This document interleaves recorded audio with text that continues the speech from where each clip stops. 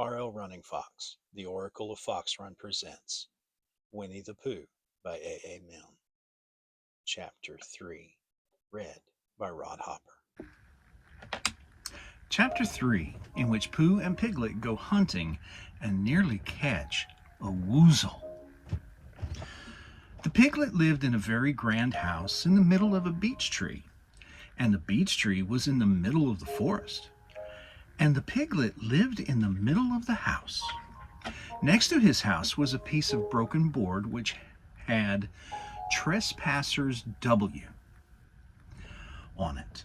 When Christopher Robin asked the piglet what it meant, he said it was his grandfather's name and had been in the family for a long time. Christopher Robin said, "You couldn't be called Trespassers W."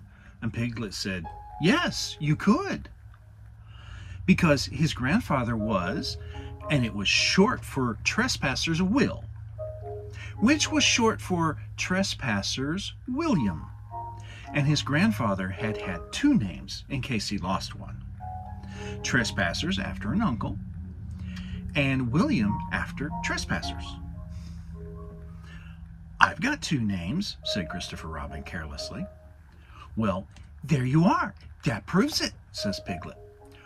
One fine winter's day, when Piglet was brushing away the snow in front of his house, he happened to look up, and there was Winnie-the-Pooh. Pooh was walking round and round in a circle, thinking of something else, and when Piglet called to him, he just went on walking. "Hello," said Piglet. "What are you doing?" "Hunting," said Pooh. "Hunting what?" "Tracking something," said Winnie-the-Pooh very mysteriously. "Tracking what?" said Piglet, coming closer. "That's just what I ask myself. I ask myself, what?" "What do you think you'll answer?" "I shall have to wait until I catch up with it," said Winnie-the-Pooh. "Now, look there." He pointed to the ground in front of him. "What do you see there?" "Tracks," said Piglet. "Paw marks." He gave a little squeak of excitement. "Oh, Pooh, do you think it's a woozle?" "It may be," said Pooh. "Sometimes it is, and sometimes it isn't. You never can tell with paw marks." With these few words, he went on tracking, and Piglet, after watching him for a minute or two, ran after him. Winnie-the-Pooh had come to a sudden stop and was bending over the tracks in a puzzled sort of way. "What's the matter?" said Piglet. "It's a very funny thing," said Bear, "but there seem to be two animals now.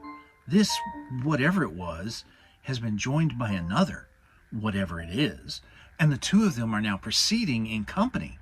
Would you mind coming with me, Piglet, in case they turn out to be hostile animals?"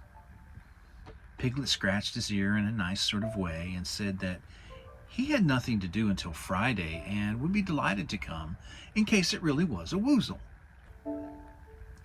"You mean in case it really is two woozles," said Winnie-the-Pooh. And Piglet said that, anyhow, he had nothing to do until Friday, so off they went together. There was a small spiny of larch trees just here, and it seemed as if the two woozles, if that is what they were, had been going round this spiny. So round this spiny went Pooh and Piglet after them. Piglet passed the time by telling Pooh what his grandfather Trespassers W had done to remove stiffness after tracking, and how his grandfather Trespassers W had suffered in his later years from shortness of breath and other matters of interest. And Pooh wondered what a grandfather was like, and if perhaps this was two grandfathers they were after now, and if so, whether he would be allowed to take one home and keep it, and what Christopher Robin would say. And still the tracks went on in front of them. Suddenly Winnie-the-Pooh stopped and pointed excitedly in front of them. "Look!" "What?"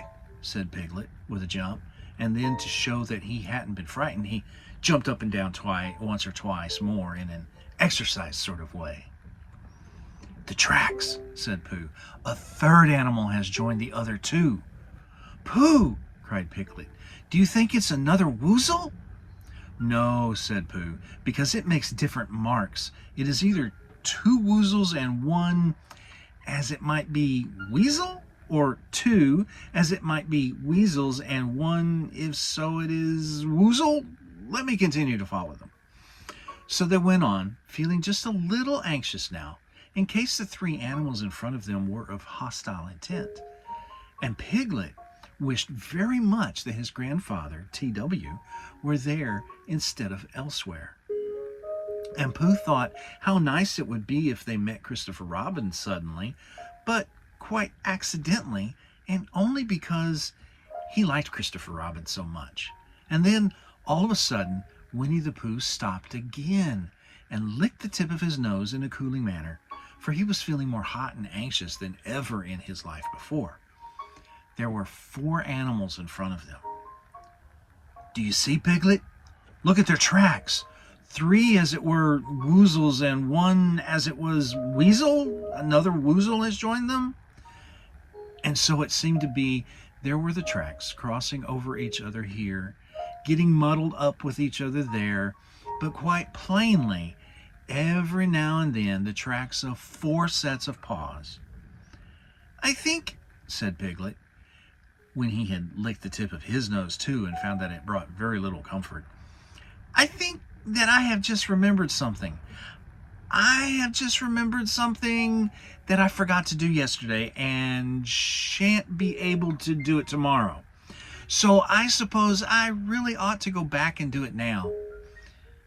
We'll do it this afternoon and I'll come with you, said Pooh. It isn't the sort of thing you can do in the afternoon, said Piglet quickly. It's a very particular morning thing that has to be done in the morning, and if possible between the hours of... What would you say the time was? About 12, said Winnie-the-Pooh, looking at the sun.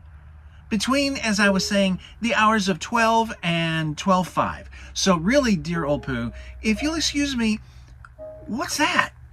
Pooh looked up at the sky, and then, as he heard the whistle again, he looked up into the branches of a big oak tree.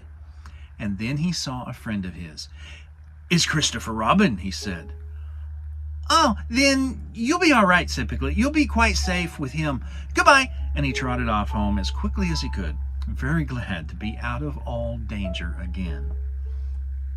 Christopher Robin came slowly down his tree. Silly old bear, he said, what were you doing? First you went round the spinney twice by yourself. Then Piglet ran after you, and you went round again together. And then you were just going round a 4th time. Wait a moment, said Winnie-the-Pooh, holding up his paw. He sat down and thought, in the most thoughtful way he could think. Then he fitted his paw into one of the tracks, and then he scratched his nose twice and stood up. Yes, said Winnie-the-Pooh.